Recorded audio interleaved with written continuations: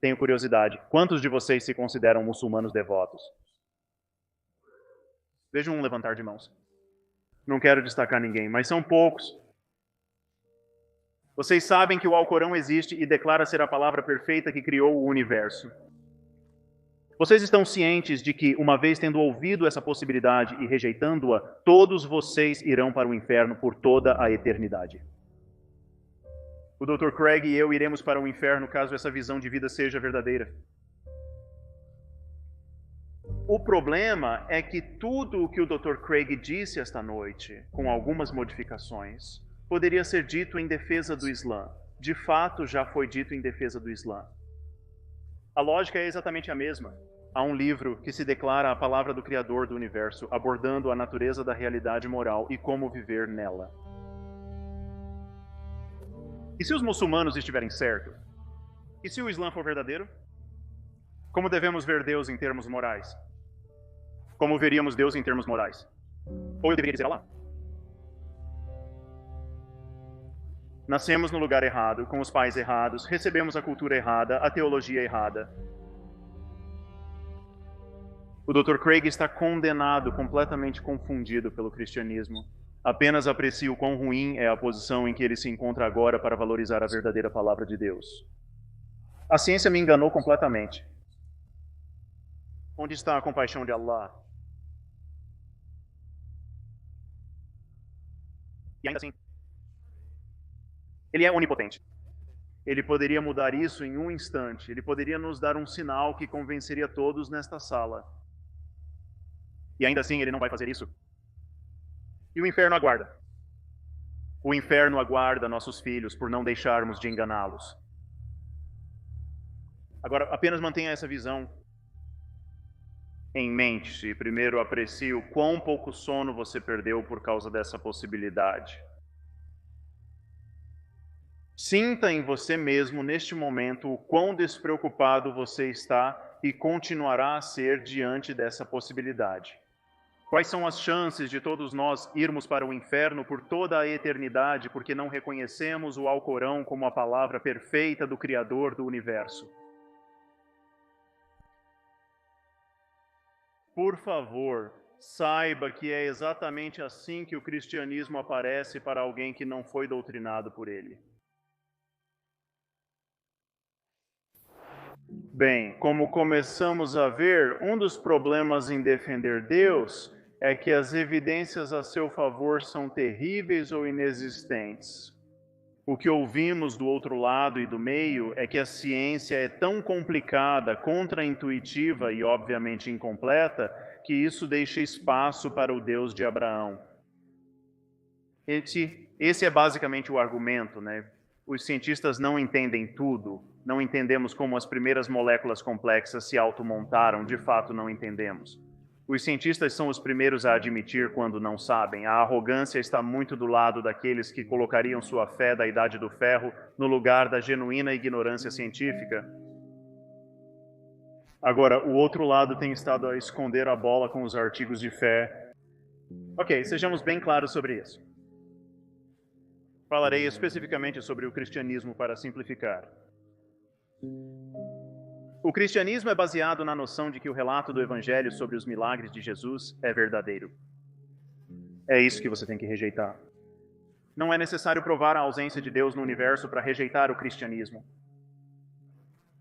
Da mesma forma que você não precisa ir procurar que Poseidon, Zeus ou qualquer um dos milhares de outros deuses mortos estão ausentes do universo. No cristianismo, é uma afirmação textual sobre a veracidade da Bíblia. Considere o que isso significa. Estudiosos bíblicos concordam que os primeiros evangelhos foram escritos décadas após a vida de Jesus. E claro, nós não temos os manuscritos originais. Temos cópias de manuscritos gregos antigos com milhares de discrepâncias entre si, muitas das quais mostram sinais de interpolação posterior, ou seja, passagens adicionadas que se tornaram parte do cânon. Existem livros inteiros do cânon, como o livro do Apocalipse, que por séculos não foram incluídos por serem considerados falsos.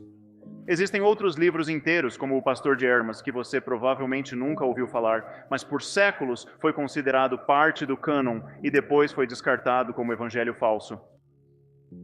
Gerações de cristãos viveram e morreram sendo guiados por um evangelho que agora é considerado tanto incompleto quanto equivocado. Pense nisso. Assim, esse processo muito humano de unir a suposta palavra autoritária de Deus é uma base bastante precária para sustentar as afirmações do cristianismo. Mas a verdade é que, mesmo que tivéssemos várias reivindicações contemporâneas dos milagres de Jesus, isso não seria suficiente. Porque histórias de milagres são abundantes mesmo no século XXI. Os devotos do guru indiano Satya Sai Baba atribuem a ele todos os milagres de Jesus. Ele lê mentes, prevê o futuro, ressuscita os mortos, nasceu de uma virgem. Satya Sai Baba é uma figura conhecida. Apesar de talvez você não o conhecer, milhões de pessoas compareceram à sua festa de aniversário há alguns anos. Muitas pessoas acreditam que ele é um Deus vivo. Portanto, o cristianismo se baseia na afirmação de que histórias de milagres exatamente do tipo que hoje cercam uma pessoa como Satya Sai Baba se tornam especialmente críveis quando você as coloca no contexto religioso pré-científico do primeiro século do Império Romano, décadas após sua suposta ocorrência, conforme atestado por cópias de manuscritos gregos antigos e, em grande parte, discrepantes. As histórias de milagres de Satya Sai Baba, atestadas por milhares de testemunhas oculares vivas, nem sequer merecem uma hora na televisão a cabo. E ainda assim, você coloca algumas histórias de milagres em um livro antigo e muitas pessoas acham que é legítimo organizar suas vidas em torno delas. Alguém mais vê um problema nisso?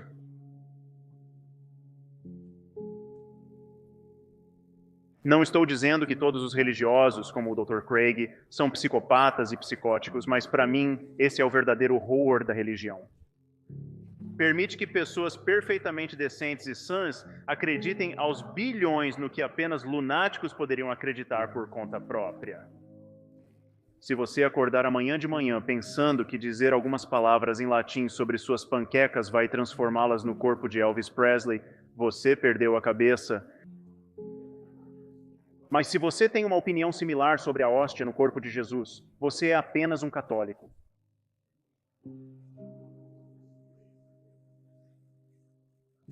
E eu não sou a primeira pessoa a notar que é um tipo muito estranho de Deus amoroso que faria a salvação depender de acreditar nele, em evidências ruins. Bem, eu quero voltar a essa questão central, que é a crença, porque essa realmente é a questão. Sem crença, a religião evapora. Sem crença, a ciência desaparece. Discutimos alegações e suas provas. Estamos discutindo suas crenças sobre a natureza do universo. Suponho que você não acredite em Zeus. Se alguém dissesse que Zeus era o maior cientista, você não aplaudiria. Vamos falar com sinceridade sobre nossas crenças. A verdade é que a religião, como falamos dela, Islã, cristianismo, judaísmo, é baseada na afirmação de que Deus dita certos livros. Ele não programa software, não produz filmes, não compõe sinfonias, ele é um autor. Essa afirmação ganhou força porque consideram esses livros tão profundos que não poderiam ter sido escritos por humanos. Reflita por um instante sobre como lidamos de forma distinta com as alegações, escritos e achados científicos. Isaac Newton entrou em isolamento por 18 meses, a partir do ano de 1665. Quando saiu de sua solidão, ele havia inventado o cálculo. Ele havia descoberto as leis do movimento e da gravitação universal. Ele havia criado sozinho o campo da óptica. Ninguém pensa que isso foi algo além do trabalho de um homem. E levou 200 anos de contínua engenhosidade por parte de algumas das pessoas mais inteligentes que já viveram para melhorar substancialmente o trabalho de Newton. Quão difícil seria melhorar a Bíblia? Qualquer pessoa nesta sala poderia melhorar este texto supostamente inerrante científica, histórica, ética e espiritualmente em momentos. Se Deus nos ama e queria nos guiar com um livro de moralidade, é muito estranho ter nos dado um livro que apoia a escravidão, que exige que matemos pessoas por crimes imaginários como bruxaria. A verdadeira base para dar esperança em nosso mundo é a conversa aberta, e a religião fragmentou o nosso mundo em comunidades morais concorrentes. Do que temos que nos convencer é que o amor e a curiosidade são suficientes para nós, e a honestidade intelectual é a guardiã disso.